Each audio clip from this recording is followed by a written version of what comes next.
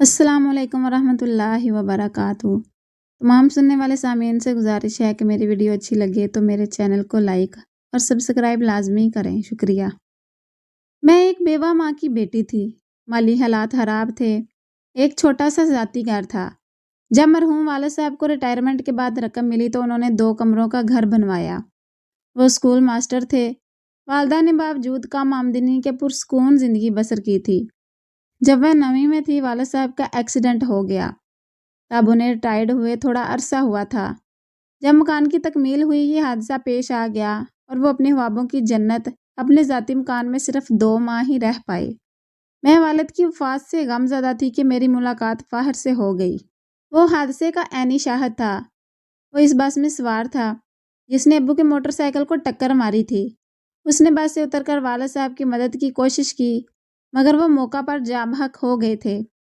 इस हादसे की इत्तला देने फ़ाहर ही अपने दोस्त के साथ घर आया था। अब्बा के बटवे में इनका शनाख्ती कार्ड था। इसने तजहीज़ तकफ़ीन में हमारी मदद भी की थी। इस तरह इसका अम्मी जान से तारुफ हुआ और वो हमारे घर आने जाने लगा। वो ज़रूरत के वक़्त हमारी माली मदद भी कर दिया करता था। इस वक़्त मेरे दादा हयात थे। वो फ़ाहर के हुस्न हिलाक से काफ़ी मुतासर थे। फ़ाहर के दिल में हमारे लिए यूं ही हमदर्दी ने जन्म नहीं लिया था। दरअसल वह मुझे पसंद करने लगा था और दिल में शादी का इरादा बना रखा था। मैंने 9वीं का इम्तिहान दिया तो वो शादी का प्रपोज़ल लेकर आया। उसके अच्छे अखलाक से मेरा दिल भी इसका गरोदीदा हो चुका था। उसने दादा जान से बात की। उन्होंने शर्त रख दी कि मैट्रिक करने के बाद हम सुल्ताना की शादी कर देंगे। दूसरी शर्त यह थी कि फ़ाहर रिश्ते के लिए अपने वालिदैन को लाएगा। पहली शर्त तो कबूल थी मगर दूसरी का पूरा करना इसके लिए नामुमकिन था। जब इसने मजबूरी ज़ाहिर की कि इसके वालिदैन शादी में शरीक नहीं हो सकते तो दादा ने इनकार कर दिया। इस इनकार का इसे इस कदर सदमा हुआ कि इसने हवा बावर गोलियां खाई। डॉक्टरों ने बहुत कोशिशों के बाद इसकी जान बचाई। अब वालदा इसकी तरफ हो गई और दादा से कहा कि आप बूढ़े हैं और हम अकेले हैं। अगर इसके वालिदैन शादी में शामिल नहीं होते तो कोई मजबूरी होगी। दादा सोच में पड़ गए और उसे बुलाकर पूछा कि जो मामला है सच सच बता दो। उसने कहा कि वो लावारिस है। बाप की वफात के बाद इसकी माँ ने किसी और से शादी कर ली। सौतेले बाप ने इसको रखने से इनकार कर दिया। तब इसकी माँ के एक रिश्तेदार ने इसको पाला पोसा। यही वजह है कि वो वालिदैन को रिश्ते के लिए लाने से कासर है। दादा ने कहा कि जिस रिश्तेदार ने पाला है इससे ही मिला दो, हम इसके साथ मामलात तय कर लेते हैं। उसने बताया कि इस मेहरबान ने मुझे पाल तो दिया, मैट्रिक तक पढ़ाया भी, लेकिन अब इसके अपने जवान और शादीशुदा हैं। इसकी बहू ने मुझे अपने घर रखने से इनकार कर दिया है। मैं एक दोस्त के साथ रहता हूँ। हमने किराए पर कमरा लिया हुआ है। मेरी मामूली सी नौकरी है। ये मेरे हालात हैं। सब कुछ सच बता दिया है। वालदा और दादा सोच में पड़ गए। बिलाहर माँ ने कहा कि मेरा कोई बेटा नहीं है, क्यों ना हम इसको घर दामाद बनाकर बेटे की कमी को पूरा कर लें। बहरहाल मेरी शादी फ़ाहर से होना थी हो गई, मगर हमारी शर्तों पर नहीं, उसकी शर्तों पर।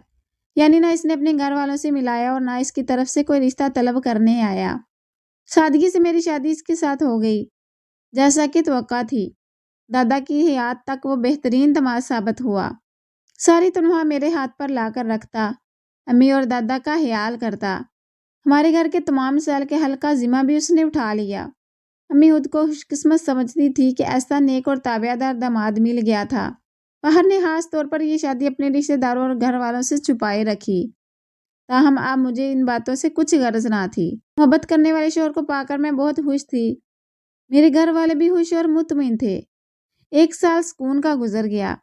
मैं एक बेटी की माँ बन गई। हमारी शादी को 2 साल बमुश्किल गुजरे थे कि एक दिन उसने बताया कि मेरे सौतेले बाप ने अम्मी को छोड़ दिया है। अब इनको मेरी ज़रूरत है। मेरे बगैर वो खुद को बेसहारा महसूस करती हैं। वो अकेली हो गई हैं, इसलिए सोच रहा हूँ जब तक इनका ज़ख्म ताज़ा है मैं रात को इनके पास चला जाया करूँ। क्यों नहीं, तुम ज़रूर अपनी गमज़दा माँ की दिलजोई करो।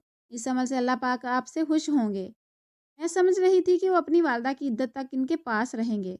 मैंने ये भी कहा कि आप मुझे और अम्मी को इनके पास ले चलिए ताकि हम इनके गम में शरीक हो सकें। किसी वक्त ले चलूँगा।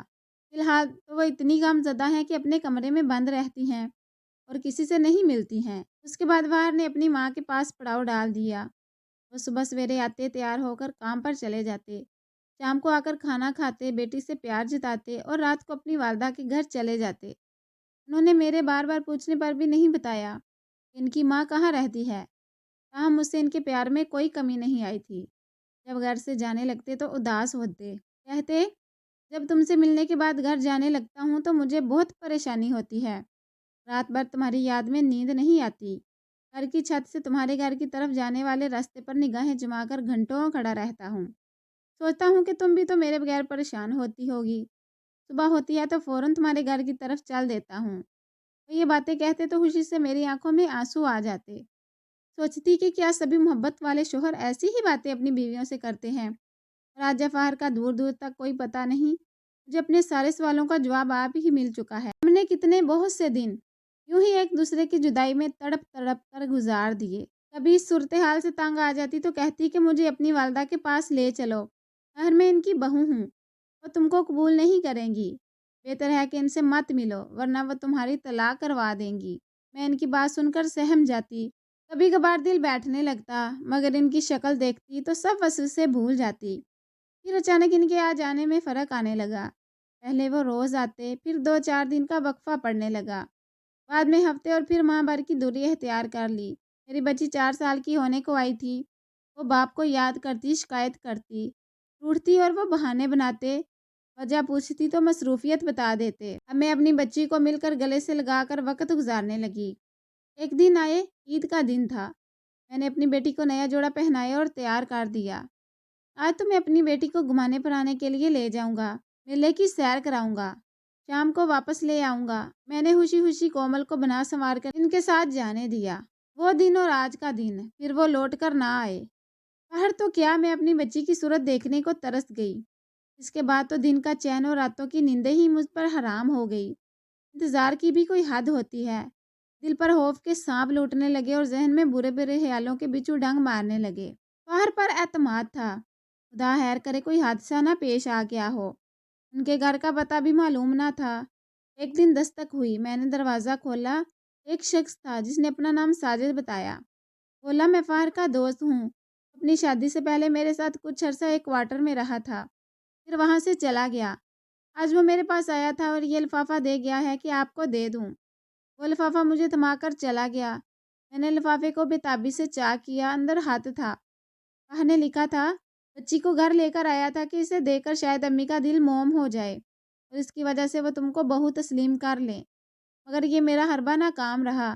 امی نے بچی کو تو قبول کر لیا اور اپنی بہن کے پاس بھجوا دیا تاکہ میں ان سے جدا کر کے نہ لے جاؤں، لیکن تم کو گھر لانے کی اجازت نہیں دے رہی ہیں۔ بہرحال میں ان کو منانے کی کوشش کر رہا ہوں، تھوڑا سا صبر کرو، جلد ان کو منا کر تم کو بھی لے جاؤں گا۔ یہ خط پڑھ کر میرے پیروں تلے سے زمین نکل گئی۔ اس کے بعد کے حالات بیان کرنا میرے بس کی بات نہیں۔ میں فاہر سے ملنے اور دیکھنے کے لیے تڑپتی رہی، مگر اس سنگ دل نے اپنی تو کیا، میری معصوم کلی تک کی شکل مجھ کو نہ دکھائی۔ اب میں ایک زندہ لاش تھی۔ ڈاکٹروں نے میری زندگی سے مایوسی ظاہر کر دی تھی۔ ساری دنیا کہتی فاہر نے تم کو دھوکہ دیا ہے، لیکن میرا ذہن اس بات کو تسلیم نہیں کرتا تھا۔ ابا کی پینشن پر گزارا تھا، اماں کی وفات کے بعد وہ بھی بند ہو گئی۔ میں نے ایک کمرہ اپنے رہنے کے لیے رکھ کر باقی حصہ کرائے پر اٹھا دیا۔ دن یوں ہی گزرتے رہے، ہمت کر کے پرائیویٹ امتحان دیتی رہی۔ بالآخر BA کر لیا تو ایک اسکول میں ملازمت مل گئی۔ 2 وقت کی روٹی کا آسرا ہوا، مگر فہر کا دکھ بھولتا نہ تھا۔ ہر وقت دعا کرتی کہ اے اللہ مجھے میری بیٹی سے ملا دے۔ ایک دن اسکول سے گھر لوٹ رہی تھی کہ ایک شخص پر نظر پڑی، غور کیا تو مجھے لگا یہ ساجد ہے۔ آواز دی، بھیا ذرا ٹھہرو، کیا آپ ساجد ہیں؟ میں نے سوال کیا۔ ہاں میں ساجد ہوں، میں فہر کی بیوی ہوں۔ کیا آپ نے مجھے پہچانا نہیں؟ پہچان تو لیا ہے، لیکن آپ کافی بدل گئی ہیں۔ ہاں بھیا، غموں نے مجھے ایسا کر دیا ہے۔ دعا کیا کرتی تھی آپ مل جائیں تو فہر کا پتہ پوچھوں، شاید آپ جانتے ہوں وہ کہاں ہے۔ میری بیٹی 4 سال کی تھی جب عید کے دن اسے سیر کرانے کے بہانے سے لے گیا تھا۔ وہ دن اور آج کا دن دونوں کو ڈھونڈ رہی ہوں۔ بھیا مجھ پر ترس کھاؤ، اگر ان کا پتہ یا ان کے بارے میں کوئی خیر خبر دے سکتے ہو تو بتا دو۔ میں نے ہاتھ جوڑے اور پھر اس کے پیروں میں بیٹھ کر رونے لگی۔ اٹھو بہن، رستے میں اس طرح نہ بیٹھو، میں آپ کو تمام احوال بتاتا ہوں۔ وہ میرے ساتھ گھر آ گیا، پھر اس نے بات شروع کی۔ تمہیں بہن کہا ہے تو سچ بھی کہوں گا۔ بات یہ ہے کہ فاہر برا انسان نہیں تھا، مگر بدقسمتی سے اس کا جنم ایسی جگہ ہوا جس کا نام لینا بھی پسند نہیں کرتے۔ بس وہ بھی بازار حسن کے محلے میں پیدا ہوا، وہاں پلا بڑا۔ اس کی ماں نہایت حسین عورت تھی۔ وہ ایک دولت مند عیاش شخص کو پسند آ گئی۔ اس نے اس کے ساتھ شادی کر لی۔ یوں وہ بازار حسن سے ایک بنگلے میں چلی گئی، جہاں وہ اپنا بیٹا اپنی بہن کے حوالے کر گئی تھی، جو بازار حسن میں ہی رہتی تھی۔ وہ بڑا ہو گیا تو اس کی ملاقات ایک مولوی صاحب سے ہوئی، جس نے اس کو سیدھے راستے پر لگا دیا۔ وہ ان کے ساتھ چلا گیا، وہاں اس نے میٹرک کیا۔ مولوی صاحب کا انتقال ہو گیا تو وہ پھر اپنی خالہ کے پاس آنا پڑا۔ فاہر نے بچپن سے طبلہ بجانے کا ہنر سیکھا تھا۔ خالہ کے پاس آ کر اسی کام کو اختیار کر لیا، کیونکہ پیٹ کا دوزخ تو بھرنا تھا۔ بہن، تم سے شادی کے بعد اس نے خالہ کا گھر چھوڑ دیا اور تمہارے گھر چلا گیا۔ اس کی خالہ اس کی کھوج میں تھی۔ اس نے فاہر کا پتہ ڈھونڈ لیا اور ایک روز دوبارہ اپنے گھر لے گئی۔ فاہر نے اسے بتایا کہ وہ شادی شدہ اور ایک بچی کا باپ ہے، تو خالہ نے خواہش کی کہ وہ اس کی بچی کو دیکھنا چاہتی تھی۔ کومل چھوٹی سی تھی۔ فاہر کو گمان بھی نہ تھا کہ جس عورت نے اسے ماں بن کر پالا ہے، وہ اس کے ساتھ دھوکہ کرے گی۔ کومل کو دیکھ کر اس کی خالہ کے دل میں فتور آ گیا اور اس نے بچی کو چھپا دیا اور فاہر سے جھوٹ بولا کہ بچی سیڑھیاں اتر کر گئی تھی، کہیں بازار میں آگے چلی گئی ہے۔ فاہر نے اس کو بہت ڈھونڈا، اس لیے تمہارے پاس نہیں آیا کہ بچی مل جائے تو جائے، ورنہ تم کو کیا منہ دکھائے گا۔ جب بچی نہ ملی تو فاہر نے غصے میں اپنی خالہ کو گولی مار کر قتل کر دیا اور جیل چلا گیا۔ وہ اب تک سزا بھگت رہا ہے۔ ادھر بچی کو اس کی خالہ نے جس عورت کے حوالے کیا، وہ بھی طوائف تھی اور اس کے کوٹھے پر بھی طرح طرح کے لوگ آتے تھے۔ بچی بڑی ہو گئی تو اسے بھی اس دھندے سے لگانا چاہا، مگر اس کی قسمت اچھی تھی۔ ایک پروڈیوسر کوٹھے پر آیا، کومل کو دیکھا اور کافی رقم کی پیشکش کی تو عورت اس کو ڈراموں میں کام پر بھجوانے پر راضی ہو گئی۔ یوں کومل کی زندگی بن گئی۔ آج وہ اپنے فن کی بدولت بہت دولت کما رہی ہے۔ اسے عزت اور شہرت بھی مل گئی، مگر اس نے اپنے ماں باپ کو کھو دیا۔ یہ قصہ سن کر اپنے کانوں کو یقین نہ آ رہا تھا۔ میں نے ساجد سے کہا، کیا تم مجھ کو کومل سے ملوا سکتے ہو؟ کیا وہ مجھے پہچان لے گی؟ ہاں، اگر تمہاری کوئی تصویر اس کے ساتھ ہے تو پہچان بھی سکتی ہے۔ میں دوڑ کر کمرے میں گئی اور البم لے آئی۔ ساجد نے ایک تصویر نکالی اور بولا، تم یہ لے کر میرے ساتھ چلنا، جب وہ اسے دیکھے گی تو ضرور تم کو پہچان لے گی۔ اگلے دن ساجد مجھے لے کر کومل کے بنگلے پر گیا اور چوکیدار سے کہا کہ میڈم کو کہو ان کے چچا ساجد آئے ہیں اور ساتھ خاص مہمان کو بھی لائے ہیں۔ تھوڑی دیر بعد ہم دونوں کو اندر بلا لیا گیا۔ کومل نے مجھ کو دیکھا اور ٹھٹک گئی۔ جب ساجد نے اس کو تمام احوال بتا کر تصویر دکھائی تو وہ میرے گلے لگ گئی۔ یوں اللہ تعالیٰ نے معجزہ کر دکھایا، ہم دونوں کو ملا دیا۔